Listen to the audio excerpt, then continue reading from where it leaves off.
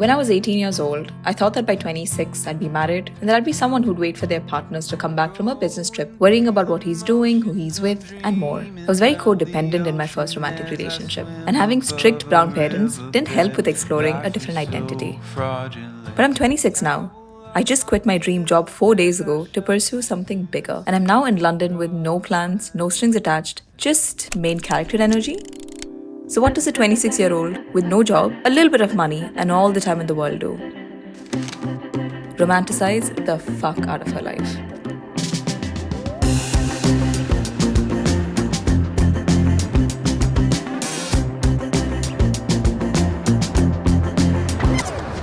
Okay, well, that's what I wanted at least. You see, solo traveling is hyped up a lot. I just got catcalled. I'm not saying that it's not worth it or that you should never do it. But when you're alone in a new city and are sort of directionally challenged, how fun can it really be? I've read so much about robbers and phone snatchers that I can't walk without getting a little bit scared. I, for example, spent the first night in London looking around every second, stressed about losing my stuff. As much as I love being alone, I wished I came with someone. Someone who would look out for me and take in the beauty of the city with me. Day one verdict. Was I able to romanticize my life today? No, I was not. Sometimes that is just how it is. Not every day looks amazing and cinematic. I'm in a new city and it's fine for me to just get used to it a little bit. So I'm gonna go to bed and tomorrow we will try something new to romanticize our life. Good night! After getting a bit more comfortable with the city and exploring around, my second day was slightly more exciting. I was actually brought to London on a brand trip by Rimmel, which apart from being the biggest milestone for me in the influencer career, also introduced me to two really cool influencers in the Middle East. I put a wide angle lens. Man, wait, I want to see how clear it's Influencers in the wild. Oh, nice! Nice! Wait, stay! Nice! We spent the day exploring Spitalfields Market, shopping, trying out all the hyped up food in Borough Market, and helping each other with content. I just had boba and I feel sick. I had fun, but I was also slightly annoyed that I did. Why did my solo trip get better with people around? Does that mean I don't love myself enough? I feel amazing! Evening was D-Day, the night of the Rimmel event. Are you running for YouTube? You have a YouTube channel? Subscribe! For the first time in 12 months of being an influencer, I actually felt like I fit in. I looked good and I felt so confident. And knowing that I was one out of 8 creators the brand chose globally made me realize that it was time for me to take up space.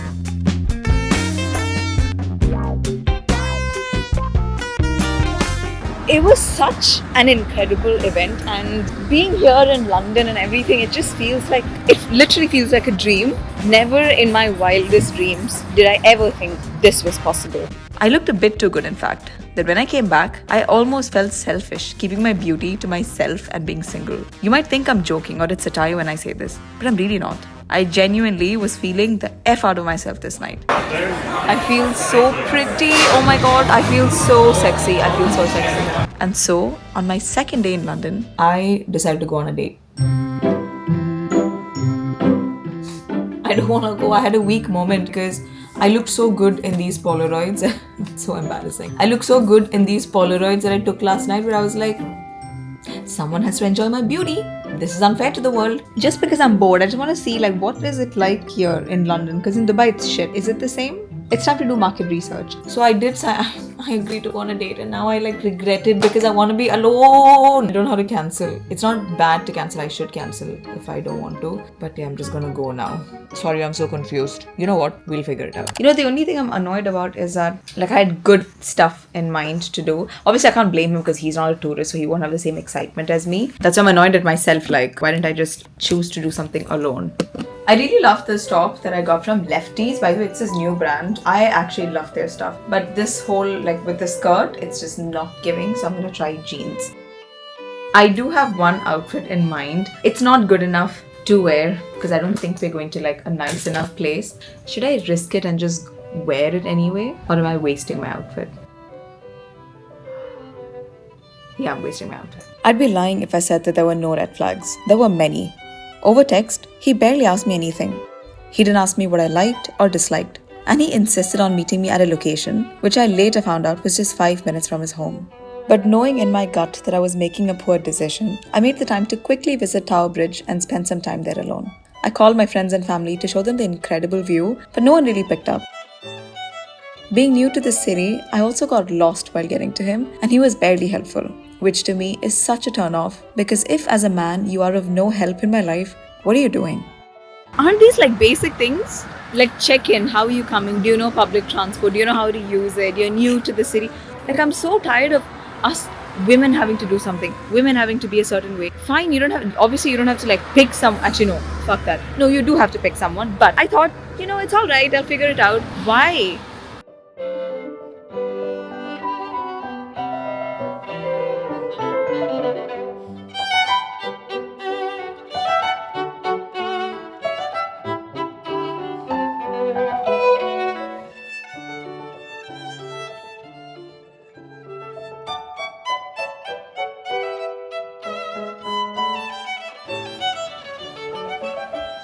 After wasting an evening during my very limited time in London, I learned 3 important lessons. Number 1, never step outside without a proper plan.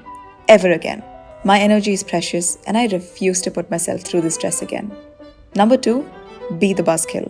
I realized that I needed to learn to say that I'm uncomfortable, that I'm not enjoying this, and that this whole thing has been a disappointment. I'd rather be inconvenient than go along with something that doesn't align with my values or my comfort. Number 3, it's never too late to start romanticizing my life.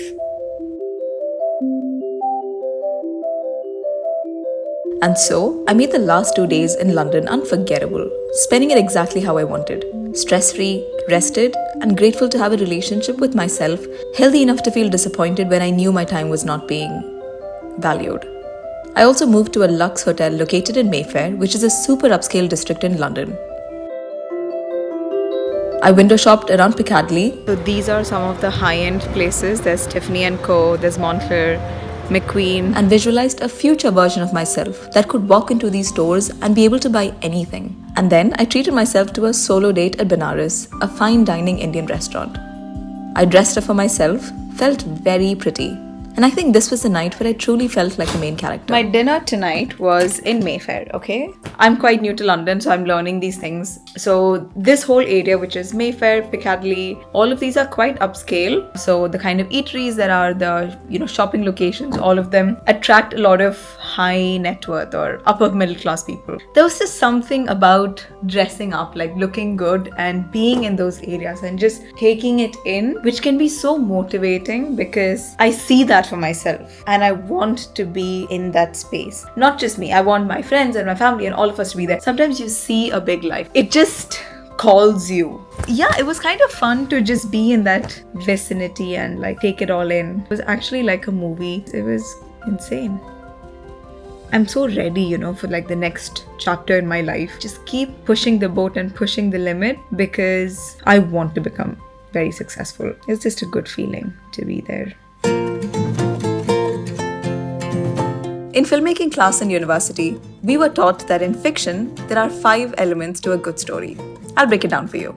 Traveling to London as a 26-year-old wanting to romanticize my life? That's my exposition, the start of something new. Searching for a romantic date, thinking it'll be this perfect night in a beautiful city? That's a rising action, building up to what I thought would be a great moment. A disastrous date? That's my climax where things go completely off script. But here's the thing. The falling action is where the real lesson hits. It doesn't ruin the story, they're a part of it. And by the resolution, I've come to understand that every misstep is part of the plot, leading to something even better.